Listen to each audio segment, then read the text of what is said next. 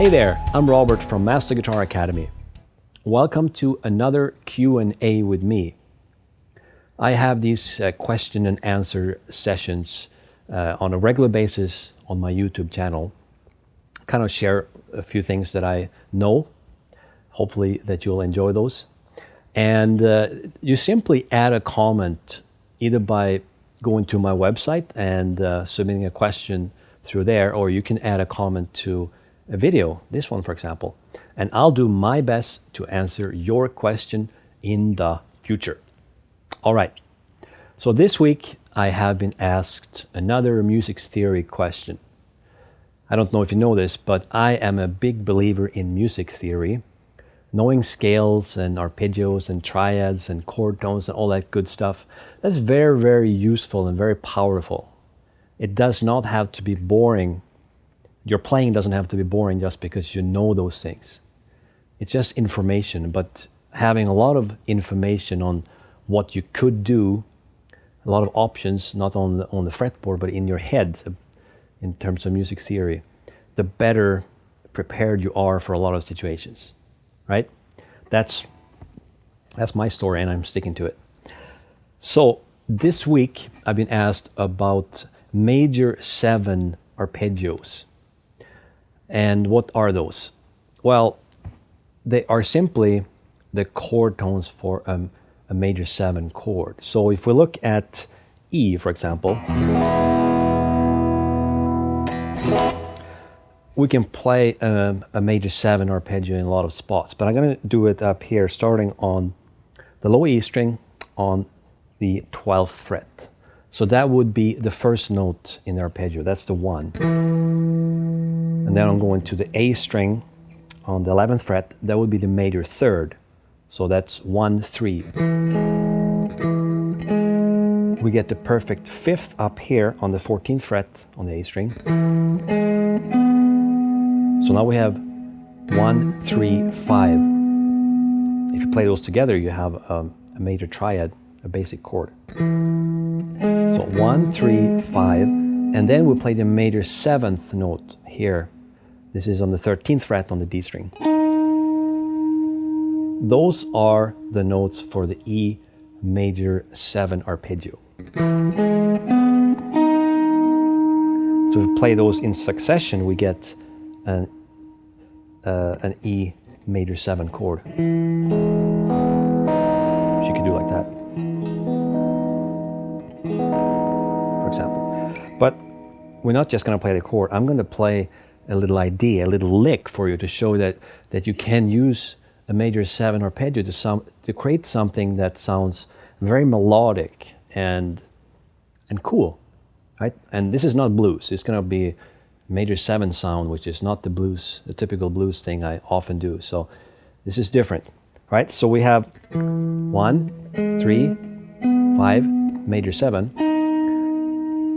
and the major 7th note is only a half step away from the octave. So I have the 1 again here, E, on the 14th fret on the D string.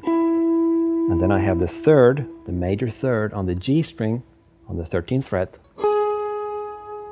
And I have the perfect 5th on the B string on the 12th fret. And I have the major 7th note on the high E string on the 11th fret. And again, I get the 1 half step above. So if we play them together,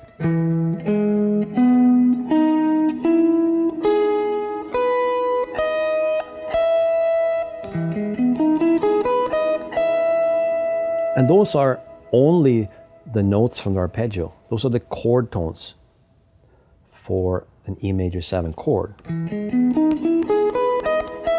We can also get the major 3rd up here on the 16th fret on the high E string.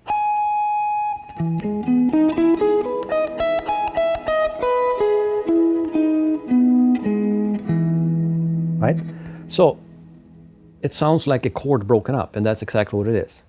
But we can use those notes to play something melodic, as I mentioned. So I'm going to show you a little lick, I could call it. Well, it is a melodic idea, but the cool thing, it's only using these notes. and it can still sound like a good line. So this is what it sounds like. And by the way, I'm using a Line 6 JM4 looper pedal that I have loaded up with one of my backing tracks. Simply an E major 7 loop. But we'll add this lick on top of this little track and see what it sounds like. Here we go.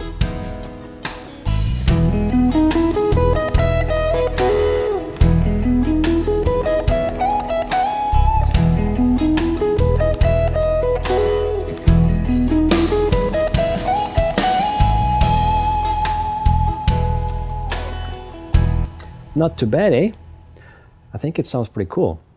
And the sweet thing is it's pretty much only the notes from the arpeggio. So the way I played it's like this. I just followed the arpeggio up. And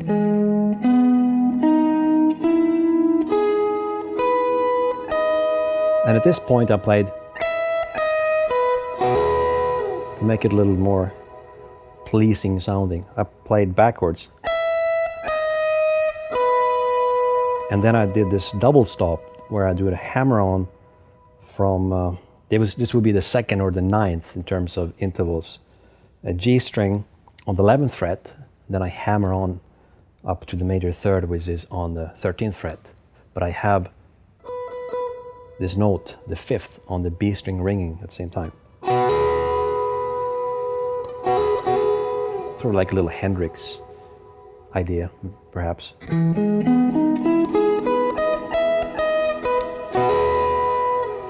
And then just slide it down after. Sounds cool.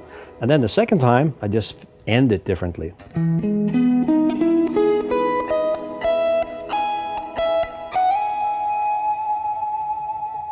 I just went up to the major 3rd up here on the 16th fret.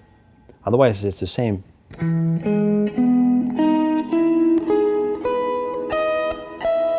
Major 3rd. The 1, and slide up to the major 3rd again.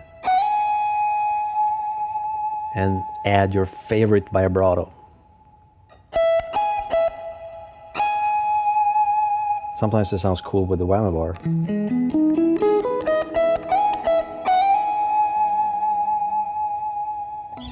Optional. All right, thanks for watching. I hope you liked this video. If you haven't already, please subscribe to my YouTube channel.